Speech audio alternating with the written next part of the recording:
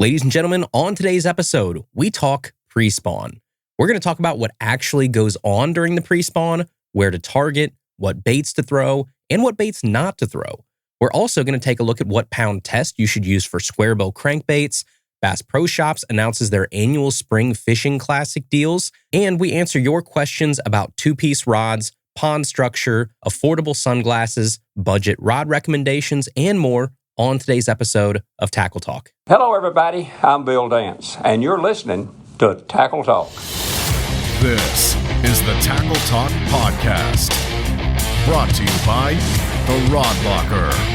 Premium gear and expert advice from a staff you can trust. Now, here's your host, Andrew Hayes. Hey, everybody. Welcome back to another episode of the Tackle Talk Podcast. As always, there is no Tackle Talk podcast without the boys over at The Rod Locker. The Rod Locker is the first place that I check for all of my fishing needs, whether it's rods, reels, line, baits, you name it. I'm checking therodlocker.com before anywhere else because I know I'm getting my gear from two great guys, Chad and Brian, that run and own that shop over there. The staff is amazing. The customer service is fantastic. They have fast shipping and they do the little stuff. Like I just ordered a rod. It came to me. It's a $99 rod. It's not a very expensive rod. They shipped it in PVC. So this rod did not show up in 5 pieces because USPS took some liberties with it like they do a lot of times. No, this rod was completely protected and it was one less thing that I had to worry about. Also, because I'm a Platinum member, I got free shipping on that order and every other order that I ever make because I am one of their annual Platinum members. I get 5 times reward points on every single order I make. I get exclusive deals, an exclusive Facebook page where they post things that nobody else gets to see and deals that nobody else gets access to. And one of the main reasons why I love the Rod Locker is their incredible used rods and reels that they offer over there on the website. Like if you go to their website right now, there's a giant banner at the top that says used rods and reels. If you go there, you will see hundreds of very, very lightly used fishing rods and reels from almost every brand you can imagine. You have rods and reels that are, $50 all the way up to $500 that you're going to get a huge discount on because they're very, very, very lightly used. So head over and check out everything that the Rod Locker has to offer. And as always, be sure to use our Tackle Talk code to save even more money. It's just Tackle Talk and then the month that you're making that order. So right now, we just started the month of March. So your Tackle Talk code over there at the Rod Locker is Tackle Talk March. All one word. That gets you 5% off your entire order and it's sales stackable. So don't leave money on the table. Be sure to use that code Tackle Talk March over at www.rodlocker.com. All right, everybody, let's get into today's episode. The very first thing I have to do here before we get into kind of the main portion of our show, we don't have a ton of news or anything to go over, but I do have to give a little bit of a hat tip to Bass Pro Shops. And I know that I have been, and I think rightfully so, critical of Bass Pro Shops over the years because of their lack of deals and lack of sales and, just kind of overall lack of focus on fishing in general. I really think that they have dove more into like the soft goods area. So it's a lot of clothing and apparel. And that's never more evident than when they do run sales like Black Friday. I'm always very critical of Bass Pro and Cabela's around Black Friday because you get this mailer sent to your house. It's 50 pages and 48 of the 50 pages have nothing to do with fishing on them. It is like flannels, socks, and trail mix is what you can get at Bass Pro Shops these days, especially on sale. It's like Bass Pro has almost become the country Kohl's, I guess. It's just like catering to or pandering sometimes, I think, to like country folks. And it's a lot of, apparel and shoes and all that kind of stuff. And I have been pretty vocal about that, about how frustrating that is as an angler to watch the one store that used to be like everybody's go-to just move further and further away from their core audience, it seems like, and really try and focus on things that probably have bigger profit margins. I'm guessing you make a lot more of a margin on a flannel shirt than you do a Shimano Sahara. Like that probably is the reason why they pan that way and they really lean into a lot of the clothing and a lot of the things they can just make more money on. But every once in a while, you got to give credit where credit is due. And this is the time of year where they do actually have one good sale where they do focus on fishing gear. It's their Spring Fishing Classic that they do every single year. And it really kicks off fishing season. You get the mailer sent to you and it is a breath of fresh air because you open it and you're like, oh, most of this stuff is actually fishing stuff that I might buy. Now, I still have a couple gripes about it. One, they're still up to their normal shenanigans about the rod and reel trade-in program, where you can turn in almost any rod or reel. I've seen people even go to Walmart and buy like a $6 Snoopy pole just to turn it in to get the discounts on the brand new rods and reels that they run over there. It's like a tier system. So if you actually donate a rod or a reel or something, I don't even think they check the condition anymore. It's just, yep, okay, you tried. Here's your coupon that you can use on a brand new rod or a brand new reel. And as the reel that you're buying or the rod that you're buying goes up in price, so does your discount. So if you buy a new rod or reel that's between like $40 and $80, you get $10 off. If you buy something that's between $80 and $120, you get $20 off. $120 to $175, you get $30 off. $175 to $220, you get $40 off. $220 to $500, you get $50. $500 to $800, you get $100 off. And then $800 and up, you get $150 off. But you do have to turn in a rod or reel to that trade-in program to get that pricing. So my one complaint is like when you flip through their marketing material for all of this, it just looks like things are on sale and they're not on sale. They're just factoring in that trade-in discount already and just assuming that you're going to do that. So you're going to look at some of these deals and be like, oh, that's a pretty good deal. You save $20 or $30 or $40. Well, you do if you bring in something to trade in. So that's where some of this marketing material is a little bit, not misleading because it says it on there, but it'll trick you for a little bit if you just look at it very quickly. But some of the deals that I was scrolling through here and I saw that are at least worth mentioning, it goes without saying, if you want anything from like the Bass Pro brand, so Johnny Morris, the carbon lights, like all that kind of stuff, then they have good deals on all of that. This is their time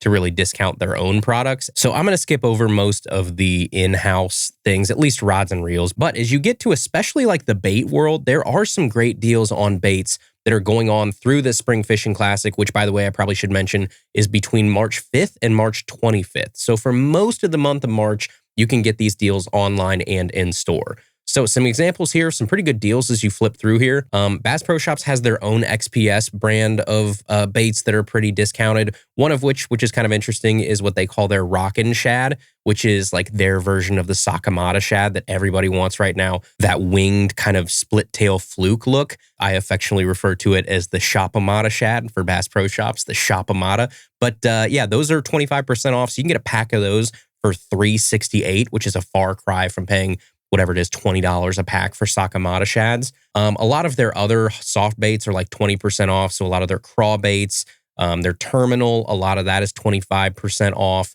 They've got their chatter bomb, which is like their version of the chatterbait, pretty discounted. But here's where like you get into some weird stuff too. So normally those are $849. It says $548 on here where you save 35%, but you have to be a club member to get that price. For all of us, that are not club members, just the hoi polloi out there, we're going to pay $678. So it's still discounted, but it's only 20% for us, 35% for club members. So you also have to watch that. There's two different kind of weird pricings through all of these sales, whether they're just a regular sale, or it could be the price that they're showing with that rod and reel trade-in program, or they could be showing you a price that is member exclusive. So just read the fine print on all of this. But as we get to some other brands here, they have 25% off most of the Strike King top waters. So, poppers, spooks, frogs, all those type of things. They have 25% off all Strike King Bitsy hard baits. That's a really small version of those. So they have some really small lipless crankbaits. They've got small poppers, just a lot of downsized tackle. They do have a couple deals on lures. So they have the TP2 spinning combo that's $35 off, normally $170 on sale for $135. They have the same thing over with the bait casting version of that, except it's going to be $159 instead of $200. So you're saving $40 off that TP2 baitcast combo. They have the Mock Smash spinning and casting. Those are both brand new for this year, but you only get the deal for those if you're a club member. They have 25% off all Strike King spinner baits and buzz baits. They've got 25% off Strike King tumbleweeds, 25% off Strike King jig heads. So it looks like almost, not quite, but pretty close to 25% across the board on Strike King. They have some pretty good 20 and 25% off deals on Rapala. So that would go for the X-Wrap, the Gold Miner, the Husky Jerk. You can get a Husky Jerk for $558 right now, which is always great. They're doing 25% off the Otts Garage Rocco. Those are really fun baits. You've got the PXR Maverick, their new jerk bait they came out with a couple years ago, on sale instead of $17, will be on sale for about $12. As you keep going here, the Crush City baits are 25% off all of the models. So that is your Freeloader, your Mooch Minnow, your Bronco Bug, your Mayor, all of those are 20% off. They've got 33% off select power bait coal shads from Berkeley. The Swamp Lord, which is normally a $10.99 frog from Berkeley, is on sale for $7.28. So that's 33% off. You have 20% off a lot of the other Berkeley hard baits like the Stunna and some of their crankbaits. They've got 25% off select Max Scent soft plastics. As you keep going here, they have 30% off Yum Dingers. If you want a great cheap pack of Senkos, those are on sale starting at $2.78. That's going to be tough to beat for stick baits. They've got 33% off Covert Spinner Baits from Booyah. They've got 40% off Bobby Garland Baby Shads for you crappie guys and gals out there. They have 20% off of all the Buka brand swim baits. So if you want one of those new ABS trick shads or something, those are on sale. On the Z-Man side of things, they have 20% off the Z-Man Finesse TRD or the Shrooms Jig Heads. So you can get Finesse TRD starting at $3.58. They also have the original Chatterbait. The OG is on sale, 33% off for $3.98 for a regular Z-Man Chatterbait. That's going to be a tough one to beat as well. If you're not one of those people that has to have, you know, the fancy jackhammer or the Evos or anything, a regular old Chatterbait will get it done. And for $3.98, that's a screaming deal. So you can't go wrong there. They have some deals on fishing line from Suffix and Yozuri. Seagar Fluorocarbon, if you go down the Invisex route, they have 20% off Invisex, so that's a good deal. You get it for under $20 a spool, normally $25.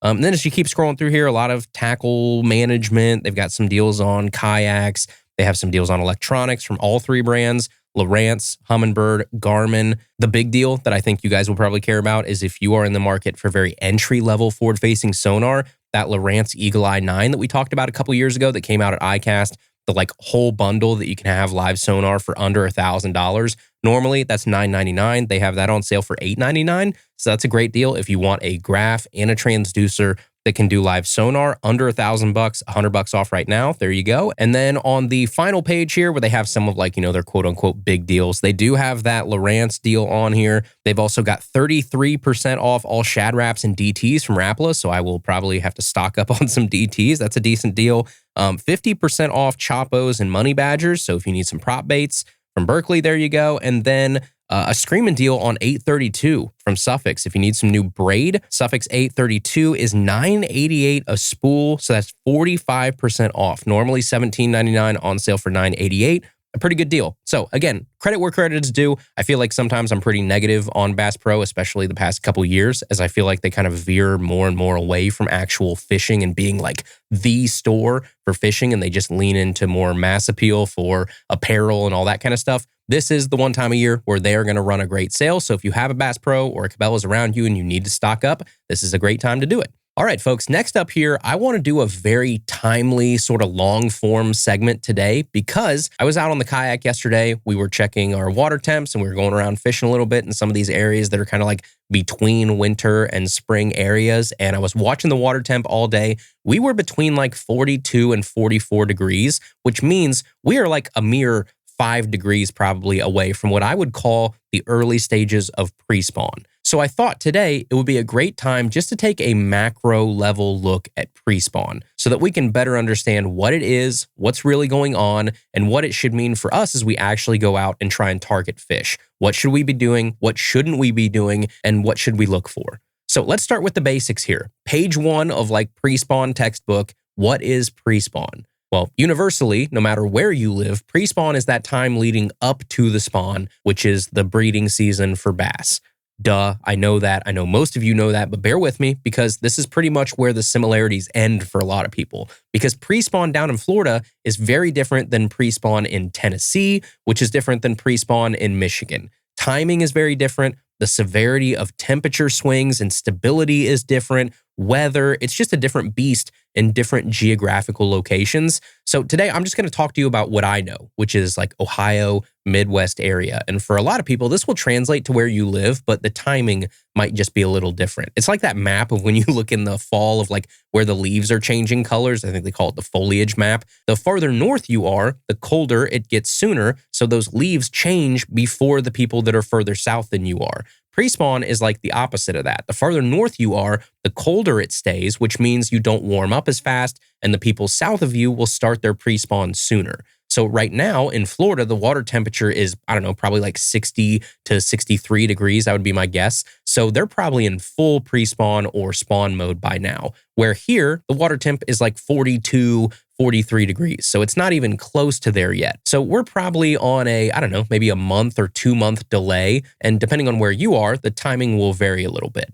But traditionally, when we talk pre-spawn, we're talking around that 45 to 55 degree water temp. Maybe a little more, maybe a little less, depending on the conditions, but 45 to 55 is probably close. And I've seen people say, 45 to 58. I've seen people say 47 to 60, whatever. But I think 45 to 55 is the general vicinity. And the other part is this time of year, the water temp is so volatile that I think it's one of the reasons why this time of year can be so tough at times, because it's very unstable. It's rapidly changing. And I mean, I've seen times where we've gone from 41 degrees to 57 degrees in a matter of like 7 days. And then right after that, we'll get some sort of cold front come in and it'll go right back down to 44. So we're talking like a 16 degree temperature swing in a matter of 7 days. And then what that does is it gets those fish fired up on that upswing. And then when it comes back down, it throws those fish into like the funk of all funks. But as long as those water temps are in or around the 40s and 50s, then it's that time of year where fish are coming out of their winter patterns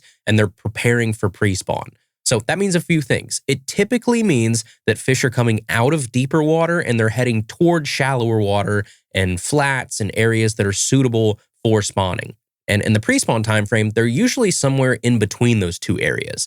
So it's a spot that you could probably call like a staging area. That area is sort of your epicenter for your pre-spawn bite. And then from there, you start to branch out a little bit into deeper water if it's earlier in the pre-spawn, or toward the shallower flat maybe if it's later in the pre-spawn. That's really like the oversimplified way of looking at how to locate fish, at least for me, in the pre-spawn from a depth perspective. But the problem is that's not the only thing that determines where these fish will move or work toward in the pre-spawn. There are other characteristics other than just shallow water that determine great spawning areas. And in turn, that means where those fish are going to end up heading. So I obviously have no proof of these except past experience, but it seems to me that smallmouth around here where I live like to bed in an area that has a mix of bottom types to it. So that area that has like a little bit of rock, a little bit of sand, a little bit of mud, and then that little tiny gravel mixed in, like that kind of pea gravel. That's like chef's kiss in terms of an area around here where smallmouth just love to bed. That sort of mixed rock and sand is what they seem to look for. For largemouth, I feel like a lot of those largemouth around here just like those plain sand or dirt flats, or they'll just go pull up under docks or around docks or near that kind of obvious cover. It also seems like the smallmouth around here will spawn a little bit deeper than a lot of our largemouth do. I feel like our largemouth goes super, super shallow and our smallmouth are a little bit all over the place. But that's all important because you have to identify those spawning areas, those pockets and creek arms and coves and big flats, because in the pre-spawn, we're sort of trying to cut these fish off at the pass. So you have to know where they're going and you have to know where they're coming from.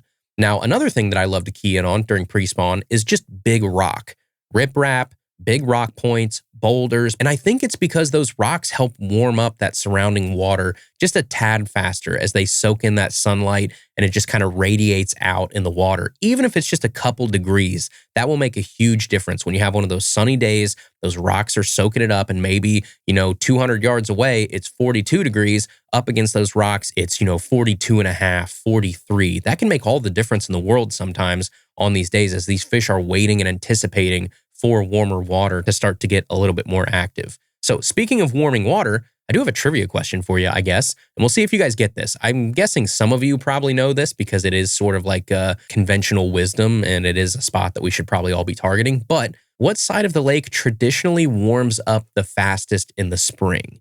There's a real answer to this, or at least a real popular answer, I guess, and an answer that a lot of times is true. It might not be 100% of the time, but it definitely is right more often than not. So think about that. What side of the lake typically warms up the fastest in the spring? So the answer we're looking for is like a direction, like north, south, east, west, northeast, northwest, southeast, southwest. Think of like the area of your lake that you think gets warm the fastest. I'll give you a second here. Lock in your answer while you're driving or working out or whatever you're doing right now. But we'll see if you get this right. The side of the lake that typically warms up the fastest is the north or northwest side of your lake. And that's just because it receives the most direct sunlight. And when you get those cold winds coming out of the north on those frigid spring days and nights out there, it's more protected because it's the south side of that lake that actually gets pounded by that wind coming out of the north, pushing south toward that bottom end of the lake. So any shallow bays or flats or coves on that northern or northwestern side of your lake, those are great places to start when you're looking for warmer water, which often means more active fish. So once you've found your area to zoom in on, let's say you have like 20 foot of water, you got this little transition to shallower water, and then in that shallow flat of a cove, it's like 4 to 6 foot. And now you know that you're targeting that area in between that deep 20-foot water and that shallow 4 to 6 foot water. Now the big question is, what do you throw?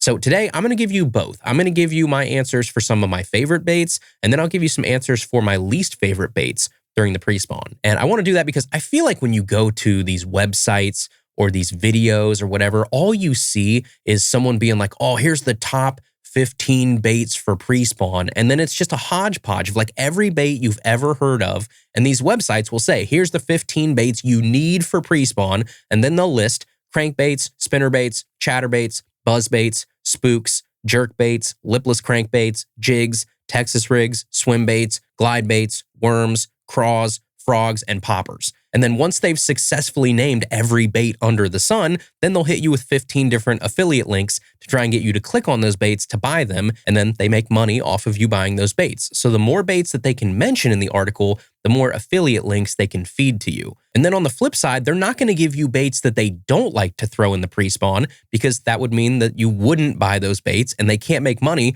by giving you an affiliate link for something that they're telling you not to buy. Well, lucky for you guys, I guess. This isn't a website. This isn't your normal show. This is Tackle Talk, where we get to do things a little bit different here. So today, I'm going to give you a few baits that I do actually like to throw in the pre-spawn, and no affiliate links included. And then I'll actually stick my neck out and give you a few baits that I don't like to throw. So let's start with a few that I do like. Pre-spawn bait number 1 is a lipless crankbait. Absolutely. Bill Lewis rattle trap, Strike King red eye shad, a 6 Sense quake, a Berkeley jack, a few slept-on ones like a Demiki tremor for like $7 is a great affordable option. You've also got the Northland rippin' shad. All of those, we talked about them last week, I think, a little bit about lipless crankbaits, so I won't take too long here. But the skinny vibration of those baits and their ability to be ripped around weeds, and the fact that you can work them at a ton of different depths, because your transition space is going to be different than my transition space. So the area that you're targeting might be 17 feet. The area that I'm targeting might be 11 feet. The good news about a lipless crankbait is you can work it at both of those depths. It's just really dependent on your retrieve and how you work that bait. So that's a great pre-spawn bait, a lipless crankbait of some sort, or a rattle trap. Another great pre-spawn bait that we talked about last week again is a squarebill. But it ties in today because remember earlier when we talked about that shallow riprap rock that's holding heat and fish, obviously, there's no better way to work shallow riprap than with like a good old 1.5 squarebill. So those are easily my number 1 and number 2, lipless crankbait, squarebill crankbait. But if we jump out from there, some of my other favorite early spring baits, honest to goodness, is a good old-fashioned jig. It just smacks fish in the springtime. Because as much as everybody, and myself included, talks about speeding up and covering water in the pre-spawn, sometimes those colder fish are just clinging tight to cover and they just need some coaxing. And that can mean just fishing a jig painfully slow, shaking it, dragging it, soaking it down there. A little finesse jig with like a do-nothing trailer on it, like a chunk or something, can be a day saver on those tough pre-spawn days. And then along those same lines, I would say I'm not putting away a jerkbait yet. Those fish coming out of deep water, hanging in that sort of intermediate depth, that's still very much jerkbait time. I mean, this time of year, like March timeframe, think about how many tournaments and Bassmaster Classics have been won on a jerkbait. Think back to like Hamner a few years ago. Think back to Hank Cherry at Gunnersville, I think it was, up on that riprap wall throwing a jerkbait. Jerkbaits are still very much in play this time of year in the pre-spawn. So those are some of my favorite ones. I like a jerkbait, I like a jig, I like a lipless crankbait, and I like a squarebill. Now, if we turn our attention to some lures that I just haven't had luck with in the pre-spawn over the years, there is one theme that sticks out like a sore thumb, and it's topwater. For some reason, I have never had great luck during pre-spawn with topwater. And I know there are people that love it. I've heard everything from frogs to spooks to buzz baits, but I just have a hard time getting those fish moving up before spawn to actually come unglued and get on a really good topwater bite. I'll pick up some, popper or spook fish here and there up shallow every once in a while, but it's not a giant player for me. So that takes quite a few baits off the table. Popper, spook, buzzbait, frog, prop bait, all of those end up pretty low on my pre-spawn list. The one exception I'll make is the mini buzzbait that we made with Jigmasters a few years ago, and now I'm currently working on the next iteration with a new company. The smaller profile and that thinner sound, and then that finesse plastic on the back just waking around really slow will pick up bites for me in early spring, but even then, I think I'd rather throw it in the summer or fall than throw it in the spring. And then my other bait that I pretty much avoid in pre-spawn is going to be a shock to a lot of people, but it's a chatterbait. In those cooler, like 45 to 55 degree water temps on that upswing, I don't have a ton of luck on chatterbaits. Now, the rest of the time of year, yeah, lights out. I love chatterbaits. I mean, like if you could replicate that same temperature, but it's fall time when those temperatures are falling down to 45 to 55, that's a completely different story. That's game on. But coming out of winter, it's just not on my short list of baits.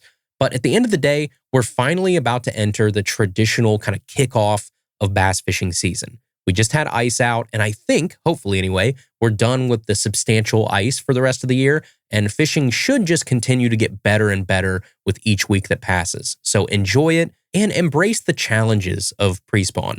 Water temp swings, unpredictable spring weather, the general instability of spring, because although it can be a pain to navigate, that instability also will fire fish up at times like nothing else. And then you also have the wild card of fish preparing for spawn, which means those fish are getting big. It is like potential PB breaking season. So be smart, target those transition areas, and hopefully you have a great kickoff to spring fishing.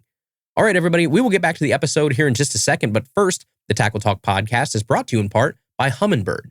No matter what you're looking for, it could be basic 2D, you could want some great side imaging, you could be taking the dive into live sonar or 360, you could just want a real small unit for your first kayak, whatever you're looking for, Hummingbird has some great options for you with first-class features and technology like target lock, the Mega line of products. You've got Mega Live 2, you've got Mega Side Imaging, Mega Down Imaging, Mega 360, and they've got that great dual spectrum chirp sonar, all of that and more. Hummingbird really is a one-stop shop for all marine electronics, graphs, and fish finders. So whether your project is big or small, whether you're just looking for really simple, basic features and nothing crazy, or you're a hardcore tournament angler looking for that cutting-edge technology, see for yourself why Hummingbird is simply clearly better.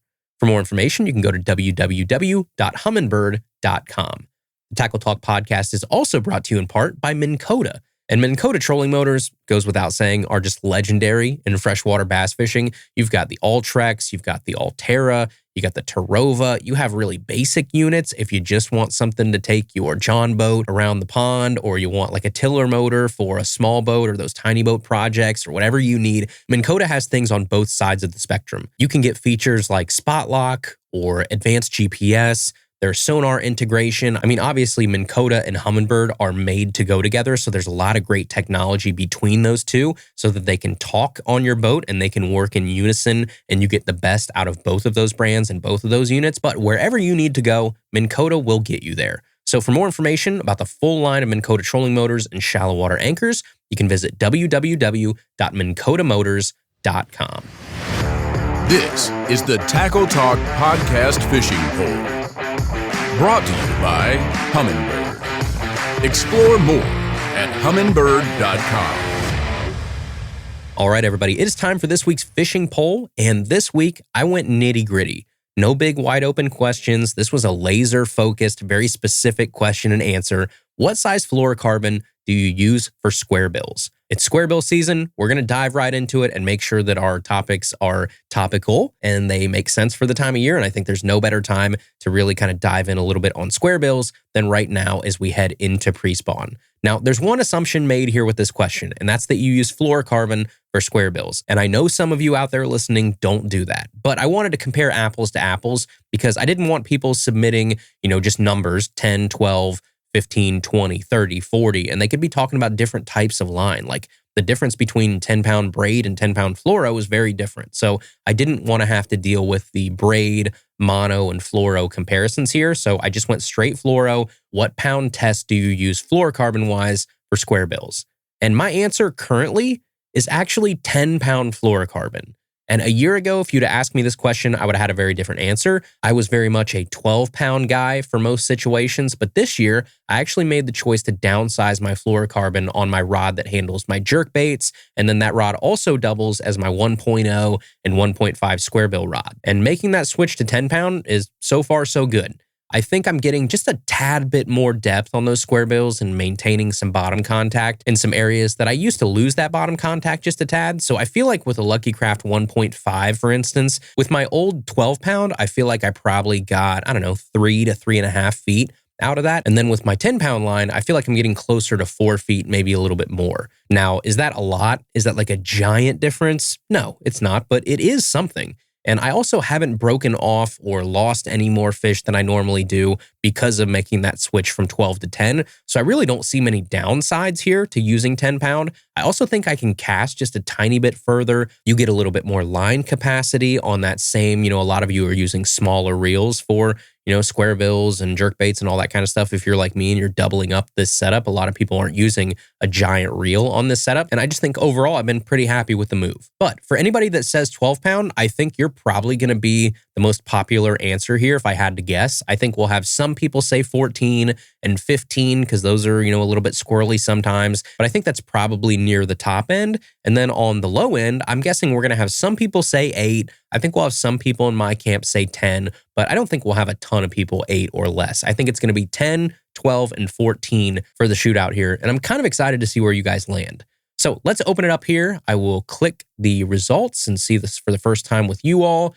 And yes. Okay, so I was pretty close. Landslide victory here for 12-pound line. 12-pound was your number one answer by a mile with 45.26% of the vote. So almost 1 out of every 2 responses was 12-pound. And I completely get that. Again, I think it should, in all likelihood, be your number one answer. So that makes a lot of sense. But then here's where it gets fun. Your number 2 answer here was actually 15-pound with 18.95% of the vote. That is surprising to me. I thought you guys would either go 10 or 14 for a second place option, but clearly 15-pound is a very popular choice amongst you all, the listeners here at Tackle Talk. I do use 15-pound for like my heavy deep cranking, for my chatterbaits, my spinner baits. I use it for all of those type of things. That's the line that I usually have on my 736 CB glass setup, 15-pound sniper. But for Squarebills, pretty interesting. I think 15 was maybe a little bit higher than I would have guessed. Number 3 on the board here is 10-pound in my camp with 15.79%. And then number 4 was 14-pound at 10.53. And then from there, we had a big fall off because number 5 was 17-pound, but that was only 4.21% of the vote. Then number 6 was actually a tie between 20-pound and 8-pound. So completely opposite ends of the spectrum there. Both of those ended at 2.11% of the result. And then last, with 1.05%, was 16-pound. So overall, a convincing win for 12-pound. And then it's pretty close to being split between 15 and 10-pound after that. Then you had 14 and then all of the others. So I think that's a pretty solid representation of the overall general public and the popular choices for Squarebills, if I had to guess. But just some food for thought and something to keep in mind as you rig up those rods and get ready for primetime, pre-spawn, and primetime Squarebill season heading into March. All right, and finally here, we're going to jump into the mailbag in just a second. But first, the Tackle Talk podcast and the mailbag are brought to you in part by Amped Outdoors. Amped Outdoors is an industry leader in lithium batteries engineered and built for all types of marine applications. Trolling motors, graphs, live sonar, ice fishing, kayak motors, you name it, Amped has a battery for you. I just spent all day yesterday on the river with my buddy Ryan. We ran over 12 miles throughout the day, both up and down the river. And now that I have Bluetooth, I can actually check and see how much battery I have left. I pushed that kayak motor hard yesterday, 12 to 14 hours probably on that kayak motor, nonstop, up current, really, really heavy conditions there. And at the end of the day, I still had like 30% battery life left in that 24 volt, 50 amp hour amped outdoors battery. So that's just great peace of mind of knowing no matter how hard I push this battery, I'm not going to kill it in one day. No matter how far I want to go, how hardcore I want to get with my day, I know that my amped battery is not going to fail me. Same thing with my electronics. I was running electronics all day long. I used a 30 amp hour battery from Amped, and I never even got close to draining that thing. And that thing is like the size of a novel. Like, it's not a very big battery at all. So it takes up very little space in my kayak and gives me the peace of mind all day long. That's what you're getting with Amped. You get the highest quality components, waterproof case designs, Bluetooth connectivity, and heated charging, both of those last two on their larger kind of like 50 amp hour and up batteries. You're going to get Bluetooth connectivity, and you can charge it in any weather conditions. You get all of that plus an industry-leading 10-year no gimmick warranty and world-class customer support based out of Hudson, Wisconsin. So for more information, you can head over to www.ampedoutdoors.com today and power your passion with Amped. This is the Tackle Talk Podcast Mailbag, powered by Amped Outdoors, your source for premium, affordable lithium batteries. All right, the first question here today in the mailbag is from Nathan, who says, Andrew, thank you for putting on this show every week. I started listening around Thanksgiving last year, and I've not missed a single episode yet, so I apologize if you've covered this in an earlier one and I just haven't gotten to it yet. I have a question about two-piece versus one-piece rods. Before I got into kayaking, I hiked into a lot of my fishing spots. Also, everybody in my family used two-piece spinning rods growing up, and they still do, so that's all I knew. Last year, I started getting serious about bass fishing, and I picked up a couple two-piece bait casters. I am the first person in my family to use bait casters, so naturally, I gravitated toward two-piece models. Now that I've been listening to more fishing content and talking to other anglers at launches and on the water, I keep hearing that one-piece rods are better because they're more sensitive and more accurate. Also, I have gotten a little side-eye for using two-piece setups. However, I caught my PB largemouth, 6.5 pounds, on a two-piece, and I consistently catch 3 to 5 pound largemouth on these setups. So I'm interested in hearing your take on the actual performance difference, if any, and which techniques would benefit most from me moving to a one-piece setup. If you were in my position, would you only go one piece for specific applications or keep two pieces and ignore the noise? Thanks so much, Nathan W. Oh man, well, first off, I guess I would probably say heck with what anybody else thinks, right? If you're doing well with it, which it sounds like you are, catching 3 to 5 pound fish, caught your PB at 6.5, all with two-piece rods, then there is the part of me that, you know, the guy on my shoulder that says, if it ain't broke, don't fix it. I would never switch because of what other people think. I think that's probably the first thing to say here. You should switch if you want to switch because you actually start seeing benefits and it makes sense to do so. So I do think that two-piece rods are a little less sensitive than a one-piece rod because it's two pieces just touching each other. It's not one cohesive blank that goes from your hand to the tip of your rod. So you are going to lose some sensitivity there just because of the common sense of two pieces is two pieces, one piece is one piece. Energy transfer through one piece should be better than through two pieces. The one thing that you said though there that I kind of crossed my eyes at a little bit was you said that people are saying that a two-piece rod is not as accurate, that a one-piece rod would be more accurate.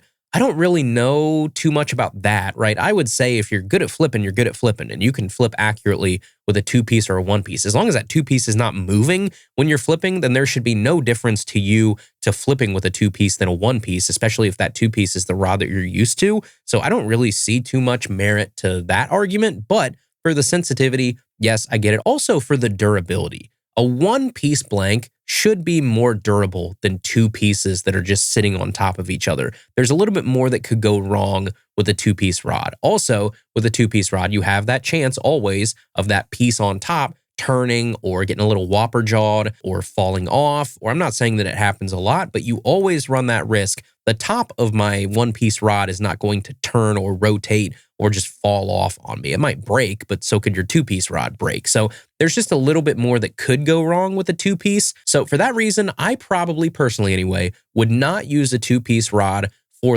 very heavy techniques. So techniques where you're setting the hook really hard and you're fighting those fish through really hard conditions. So frogging, flipping, those type of things, I would not use a two-piece rod for. Not saying that you can't, because you absolutely can, but a two-piece rod would not be my first choice. Also, you're kind of limiting yourself into what rods you can and can't buy because there just aren't a lot of two-piece casting rods out there these days. So you probably have pretty slim pickings in terms of the rod that you're actually going to go out and buy, just because instead of there being, I don't know, I'm making this up, but say there are 1,000 different, 7-foot, medium, heavy, fast options out there with a two-piece rod. I don't know, there might be like 40 if you really, really look. And that's counting like some brands that just nobody's ever heard of. So you are limiting yourself to what you can and can't buy.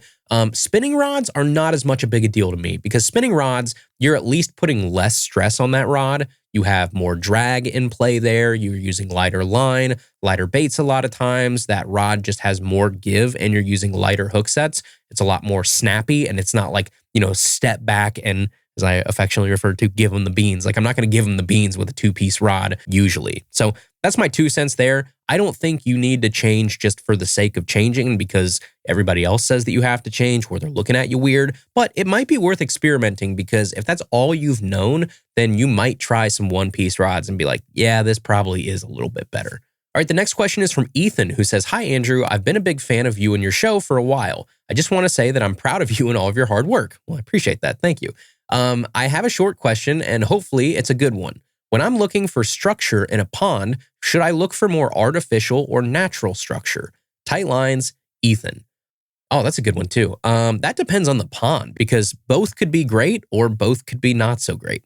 So for natural things, I think that can be a pretty loose term because I guess a lot of things in ponds aren't natural because most ponds are probably man-made at some point. So most structure is going to be man-made, most drop-offs and, dredged places and things like that. Like that was all made by us at some point usually. But I guess if there were more natural things, there could be things that provide cover like weeds, rock walls, even though that rock wall was probably put there by someone initially. It's been there long enough that you might be able to count it as natural now. But then the artificial things like docks and fountains and drainage pipes, those are like 3 things that I probably think of when I think of ponds. I do lean into a couple of those, especially drainage pipes of any kind, because in ponds, any sort of culvert pipe or drain, we call those bass tubes. Bass hang out around those inflows and those areas, so start there. If you don't have that, then I would go to shaded or covered areas. I guess you could count that as natural probably. If there's like a tree line that provides a lot of shade, docks, big brush lines, those are types of areas in ponds that can hold bass really easily too. But there's one man-made thing that I would say that you probably shouldn't really get fooled into focusing on too much, and that's fountains. I was always the kind of guy that tried to fish around these fountains growing up because I thought, oh, it oxygenates the water, it gets things moving, it should sort of breathe some life into this pond and bass probably hang out around them. That's just not really yielded much results for me over the years. And I've had biologists say the same thing. They've said like, yeah, don't really waste your time around the fountains. They look cool, but they're not something that you should be casting around all the time because they're not really the bass attractors that you think they are. So I would start there. Next question is from Keith, who says, "Hi, Andrew. Thanks for all your great tips each week. And your tip last week on spinning reels really helped me out because I was in the market for a new spinning outfit and I pulled the trigger on the Daiwa Exceller 2500 and I wanted to see what budget-friendly rod or recommendation you have to pair with it. Thank you for the advice and keep up the great work." Keith, I don't know, whatever this is, 3 words for you. Daiwa Tatula XT. If XT is a word, I guess. I don't know. Maybe that counts as 2. I don't know. But Daiwa Tatula XT. That's what I would pick. I just got a rod delivered to me. I talked about it at the top of the show in the Rod Locker messaging that we talked about. I had this rod delivered to me, in PVC, and I was very happy to see that. Well, guess what? That was a Daiwa Tatula XT spinning rod. And guess what's going on that Daiwa Tatula XT spinning rod is a Daiwa Exceller 2500. So I'm building the exact same combo that I'm recommending that you get.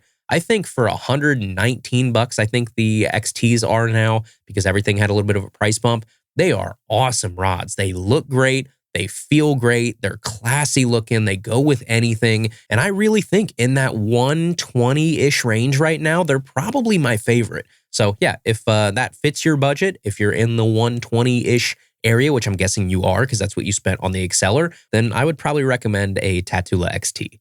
All right, the next question is from Gina, who says, "Do soft plastics go bad?" Gina, yes and no, right? Some of them do and some of them don't. So some of them have a tendency to kind of dry out a little bit. That would be like your power baits or things like that that are really like scent infused. I feel like sometimes those can dry out if you don't keep them sealed. And then there are other baits that just tend to morph. So a good example there would be like Z-Man or Nico baits or any type of those Elastec baits. They do not play well with other baits. So don't put Z-Man TRDs in a bag with Zoom trick worms or something, because what will happen is both of those baits will start to get mangled really fast, especially the Elastec. They look like they melt. And it's not a heat thing. It's literally just, I guess, the chemicals that are in that Elastec that do not mix well with other soft plastics. So do not mix them, at least. That will help you out a little bit. I'm also not a fan of putting things in plastic boxes. I know a lot of people will like take the baits out of the bag, put them in a really nice like Flambeau or a Plano or something, and then they'll have one row that is worms, one row that's craws. They'll separate by colors. I don't like doing that. Keep them in bags because I want them to be actually sealed. I don't want them to have air getting to them. I also don't want them piled on each other so that if for some reason it does get super hot, then all of them do start to warp and melt a little bit. I would rather just keep them in bags. So preferably the bag that they come in. If not, then move them to some other type of bag. A big Ziploc bag or something would probably be fine. But I want them in a bag that's like kind of airtight and sealed, and then I don't have to worry about it. So yeah, your two things you got to watch out for. Heavy heat will obviously melt those plastics. You don't want to deal with that. And then leaving them out, certain soft plastics, leaving them out too long so that they dry out, especially the heavy scent ones. Don't do that. And then don't mix brands, because some brands just do not mix well with others, and you'll ruin all of your baits if you do that. And then the last question here is from Shane, who says, I absolutely love the show. I listen every week while driving for work. I'm trying to get a good pair of sunglasses for fishing without spending an arm and a leg, because if anybody is like me, they will eventually lose them. What are your go-to budget fishing sunglasses? Well, if you know me, if you have ever been fishing with me or you see pictures or something, first, I'm not going to lie to you. I don't wear sunglasses like hardly ever. The only time I really wear sunglasses is during the spawn, because I just physically need them to be able to take the glare off the water and be able to see those fish that are on beds. Other than that, I don't really wear sunglasses, so I'm not going to sit here and lie to you and pretend that I wear sunglasses a whole lot, because I don't. I have a small head. I like to wear a hat, and a lot of times a hat and sunglasses just don't go very well to me, because I am one of those rednecks that bends the bill of my hat a lot. It looks like a horseshoe, so I don't have one of those like flat brim hats where sunglasses play really nice with them. So I just don't wear sunglasses a whole lot, but when I do, there is one brand that I've used for the past 10 years. That brand is Flying Fisherman. And the reason that I love Flying Fisherman, there's a couple reasons. One, they were the first pair of fishing sunglasses I ever bought, and I had the same pair for like 8 or 9 years. I still have them, by the way, that original pair. So like if you go to the picture of Tackle Talk, like when you click on the show on Apple or Spotify or whatever, that picture of me holding up a largemouth, if you look on my hat, there's a pair of sunglasses on the top of my hat on the bill. Those are my original Flying Fisherman sunglasses. I still have that exact same pair of sunglasses to this day, and I just recently got another pair last year. I actually got to go meet the folks that run Flying Fisherman at iCast. I just went up and introduced myself. I was like, hey, my name is Andrew. I know you don't know me, but I just wanted to tip my hat to you all because I have worn the same pair of sunglasses for the past 10 years from you, and they've been my great bed fishing sunglasses. So just wanted to stop by and say thank you and keep it up. And as I was talking to them, I got to learn a little bit more about Flying Fisherman. They're just a great family-owned company that's been around for a while, I think probably since the mid-'80s. And I think they're based out of Florida, I think southern Florida somewhere, if I remember right when I was talking to them. But great folks over there. And again, no partnership with them, no ulterior motive here, nothing, just great family-owned company that seems to make some pretty good sunglasses. And the best part is they are affordable. To the point of your original question, Shane, they have, I think their most expensive pair of sunglasses is like $70 or something. And a lot of their sunglasses are around that, $25, $30, $35 range, which is borderline impossible nowadays. You see all of these companies trying to sell you $400 sunglasses. If you're like me, I am not paying $400 for a pair of sunglasses unless it's like the one pair that I'm going to buy for the next 25 years. And like you said, I will lose them. So I'm not responsible enough to own a $400 pair of sunglasses. So Flying Fisherman is right up my alley. Again, they did not pay for this. This is not a sponsor. They don't know I'm even going to talk about them right now, but they are my choice if I need good, inexpensive sunglasses. All right, everybody, that is our episode today. Thank you guys so much for tuning into the Tackle Talk podcast. As always, you can head over to tackletalkpodcast.com. There, you can submit a mailbag question. You can fill out the fishing poll for our next upcoming episode. If you have any questions or anything I can help with, shoot me an email, tackletalkpodcast@gmail.com. You can also find us on Instagram or Facebook, at Tackle Talk Podcast. And I will see you right back here next Tuesday for another brand new episode of Tackle Talk. Thank you for listening to the Tackle Talk Podcast. Tackle Talk is produced by Andrew Hayes. Copyright 2019. For more, please subscribe on Apple Podcasts, Spotify, or wherever you listen to podcasts.